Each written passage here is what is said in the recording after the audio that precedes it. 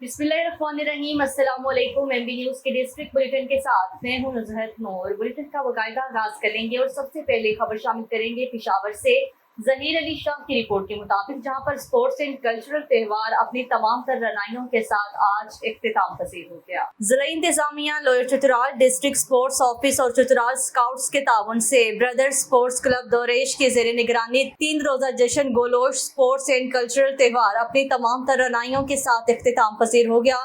Event में जिला के मुख्तलिफ इलाकों से स्पोर्ट्स टीम्स ने हिस्सा लिया। इवेंट में फुटबॉल, क्रिकेट, वॉलीबॉल, मुशायरा, रस्साकशी, वॉलीबॉल और दीगर खेलों के मुकाबले का इनेकाद हुआ। तकरीब के मेहमान खसूसी deputy commissioner lower Chitral Mohammad Imran Khan साहब थे। इसके अलावा major Azadar Hussain, major Dayan, district sports officer Shahzada Hashamul Mulk, इलाका अमायदीन और समाजी शख्सियात ने शिरकत की। इवेंट से मुकामी शायकीन के अलावा कसीर तादाद में सियाह भी लुत्फ अंदोज हुए। अफसरान ने खिलाड़ियों से मुलाकात की, उनकी हौसला अफजाई की और फातेह टीम को मुबारकबाद पेश की।